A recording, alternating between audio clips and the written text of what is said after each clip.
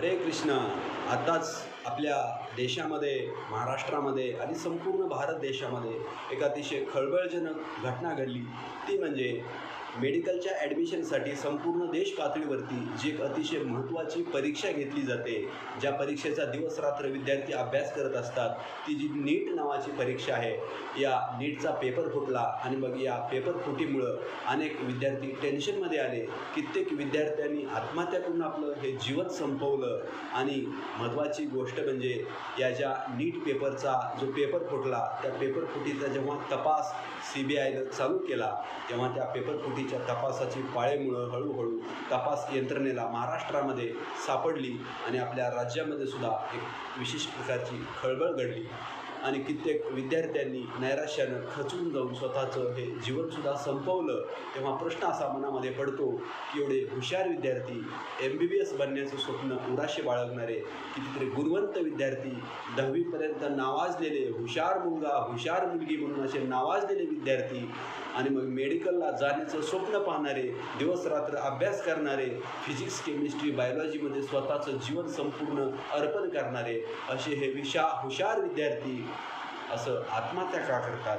आत्महत्या करण्याचा निर्णय का घेतात? जेव्हा आपण या सर्व गोष्टीची कारणमीमांसा करतो, तेव्हा आपल्या असं लक्षात येतं की याचं कारण फक्त या मेडिकलच्या परीक्षेच्या टेन्शनमध्ये नाही, तर याचं खरं कारण हे आहे की गुणवंत विद्यार्थी जरी एखादा असला तरी त्याला जे ज्ञान इयत्ता 1ली ते 12वीपर्यंत मिळालेलं आहे हे फक्त पूर्णपणे भौतिक आहे.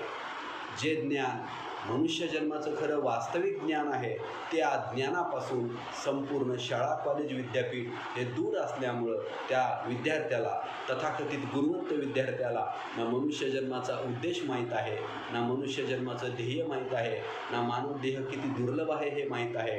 आणि म्हणून या सर्व गोष्टीचं ज्ञान नसल्यामुळं तो छोट्याशा देखील टेन्शनमुळं खचून जातो आणि दुर्लभ मानवदेह नष्ट करतो.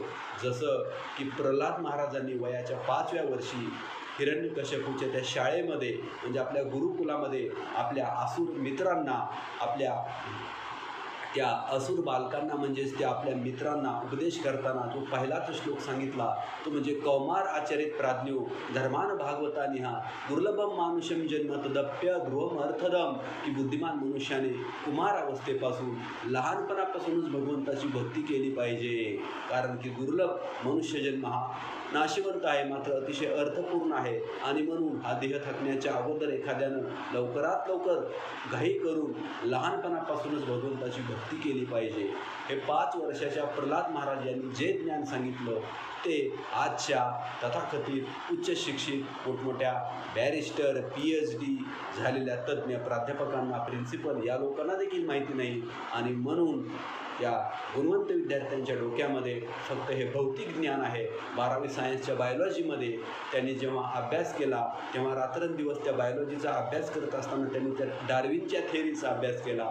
जी डार्विनची थेअरी भगवंताची भक्ती, मनुष्यजन्म, आत्मा, परमात्मा, पाप, पुण्य या सर्व गोष्टींना बाजूला सारून फक्त माकडापासून माणूस झाला, अशा प्रकारे हे भौतिकवाद ज्ञान सांगतं. Evolution can be defined as the process of continuous, gradual, irreversible changes through which the complex form of life is developed from simple form. हळूहळू आपोआप योगायोग म्हणून बदल होत गेला निसर्गामध्ये आणि माकडापासून माणूस तयार झाला. अशा प्रकारचा चुकीचा विचार, चुकीचं ज्ञान विद्यार्थ्यांच्या डोक्यामध्ये आहे.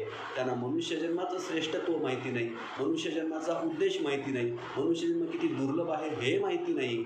आणि म्हणून त्या विद्यार्थ्याला वाटत असेल, अरे माकडापासून माणूस तयार झाला, त्या माकडाला जरी जरा कमी टेन्शन आहे, एवढं माझ्या पाठीमागे टेन्शन आहे, आईवडिलांची अपेक्षा आहे. आणि या टेन्शनमध्ये, निराश होऊन, बर्डनमध्ये तो दुर्लभ मनुष्यजन्म आत्महत्या करतोय.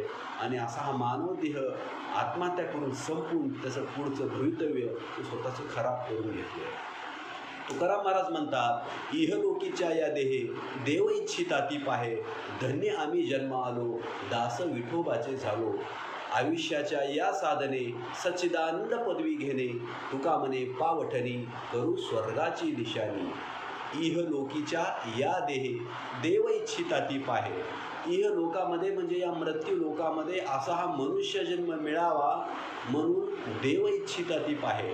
देवी देवता देवता सुद्धा इच्छा करतात हा मनुष्य देह आम्हाला कधी मिळेल का, कारण की आयुष्याच्या या साधनाचा वापर करून सच्चिदानंद पदवी प्राप्त करता येते.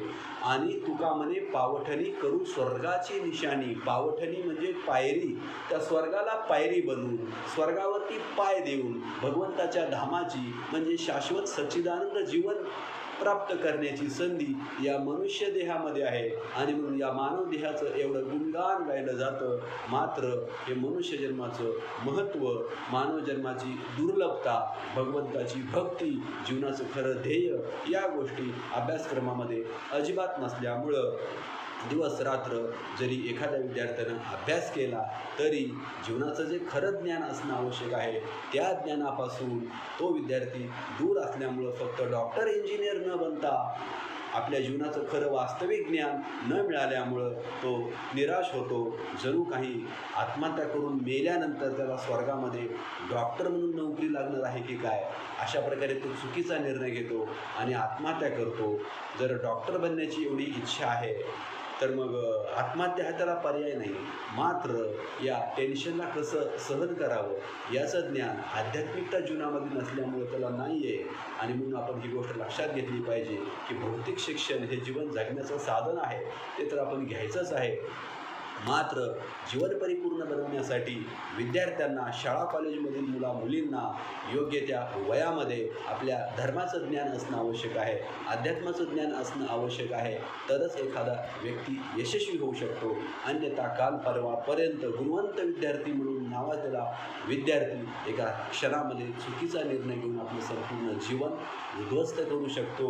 आणि म्हणून आवश्यकता आहे ती म्हणजे हे गोष्ट समजून घेण्याची की डॉक्टर बनणं, इंजिनियर बनणं, वकील बनणं, प्राध्यापक बनणं हे जीवन जगण्याचं साधन आहे, जीवनाचा उद्देश नाही. एखादा व्यक्ती डॉक्टर बनला, इंजिनियर बनला तरच तो फक्त जीवन जगू शकतो असं नाही.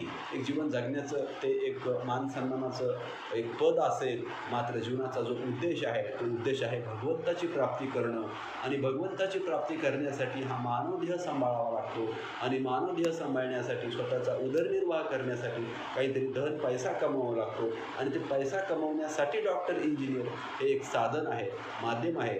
जीवनाचा खरा उद्देश हा भगवंताची प्राप्ती करणं आहे. आणि ही गोष्ट विद्यार्थ्यांना जर गुरुकुलाच्या वयामध्ये म्हणजे बालवयामध्ये, कुमारावस्थेमध्ये जर याचं ज्ञान असेल तर तो विद्यार्थी कोणतंही मोठं भौतिक अपयश जरी जीवनामध्ये आलं तरी त्या अपयशामुळं खचून जाणार नाही. कारण की त्याला माहीत आहे हे सुख दुःख, यश अपयश या गोष्टी जीवनामध्ये चालत राहणार. मात्र आयुष्याची जी खरी अंतिम लढाई आहे ती आहे अंती नारायण स्मृती.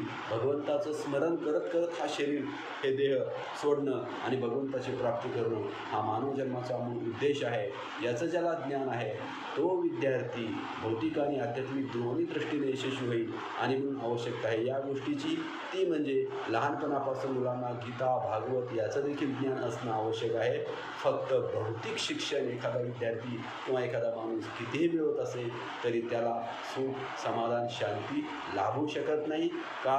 कारण की मानव देह आणि मनुष्य जन्म याचं भगवंताची प्राप्ती करणं हे एकमेव उद्दिष्ट आहे. आणि म्हणून या मूळ विषयाला बाजूला सोडून एखादा व्यक्ती किंवा एखादा परिवार किंवा एखादा समाज कधीच सुखी राहू शकत नाही.